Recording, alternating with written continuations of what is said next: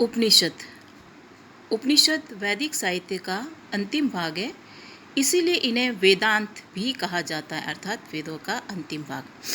उपनिषद मुख्यतः ज्ञान मार्गी रचनाएं हैं, जिनसे हम वैदिक चिंतन की चरम परिणति पाते हैं। इनका मुख्य विषय ब्रह्म विद्या का प्रतिपादन है। उपनिषद का शाब्दिक अर्थ है उप प्लस नी, उप यानी समीप और नी यानी निष्ठापूर्वक, सद यानी बैठना, यानी कि गुरु के निकट निष्ठापूर्वक बैठकर रहस्य ज्ञान को प्राप्त करना।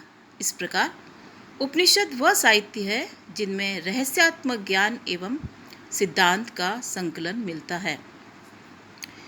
उपनिषदों की संख्या के विषय में मतभेद है। मुक्तोपनिषद में 108 उपनिषदों का उल्लेख मिलता है। शंकराचार्य ने केवल 10 उपनिषदों पर अपना भाष्य लिखा था। वे ही प्राचीनतम तथा प्रामाणिक उपनिषद माने जाते हैं।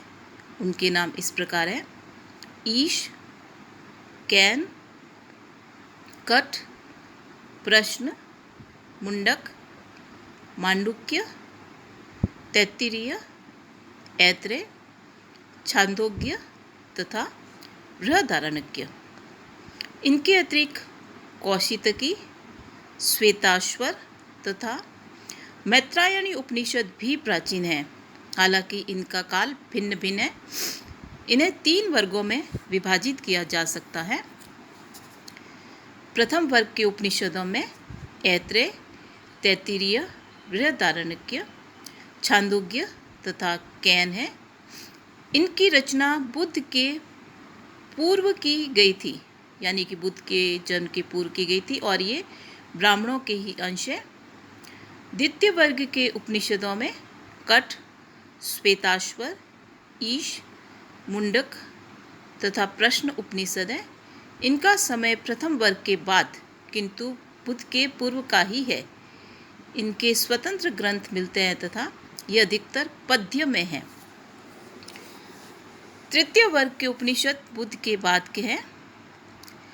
इनमें मैत्रायणी तथा मांडुक्य के नाम उल्लेखनीय हैं। इन उपनिषदों के अतिरिक्त कुछ उपनिषद ऐसे भी हैं जिनका संबंध वेदों की अपेक्षा पुराणों तथा तंत्रों से अधिक है। इनमें कुछ विष्णु तथा शिव को परम देवता माना गया है, जबकि कुछ शाक्तादि संप्रदायों से संबंधित है। उपनिषद पूर्णतया दार्शनिक ग्रंथ है, जिसका मुख्य ध्येय ज्ञान की खोज है। ये बहुदेववाद के स्थान पर परम ब्रह्म की प्रतिष्ठा करते हैं। यज्ञ, कर्मकांडों तथा पशु बलि की निंदा इनमें मिलती है तथा इनके स्थान पर ज्ञान यज्ञ का प्रतिपादन इनमें प्राप्त होता है। छांदोग्य उपनिषद में सर्व खल्विदम ब्रह्म, अर्थात ब्रह्मा ही सब कुछ है कहकर अद्वैतवाद की प्रतिष्ठा की गई है। सृष्टि का सारभूत तत्व ब्रह्म तथा व्यक्ति के शरीर का सारभूत तत्व आत्मन है। उपनिषदों में इन दोनों का तादात्म्य स्थापित किया गया है, यानी ब्रह्म और आत्मा का। आत्मा ही ब्रह्म है और वह प्रसिद्ध औपनिषदिक शक्ति है। जीवन का सर्वोच्च लक्ष्य आत्मा या ब्रह्म साक्षात्कार है और इसे प्राप्त करने का माध्यम उपनिषदों में बताया गया है। सांसारिक सुखों को महत्वहीन बताया गया है। उपनिषदों में सर्वत्र सत्य को खोजने की सच्ची उत्कंठा दिखाई देती है। उपनिषदों के निर्माण में ब्राह्मण पुरोहित वर्ग के स्थान पर क्षत्रिय वर्ग का विशेष योगदान दिखाई देता है।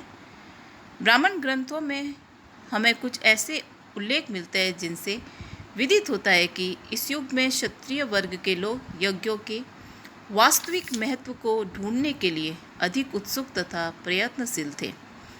उपनिषद दर्शन का विकास इन्हीं प्रयासों का फल था।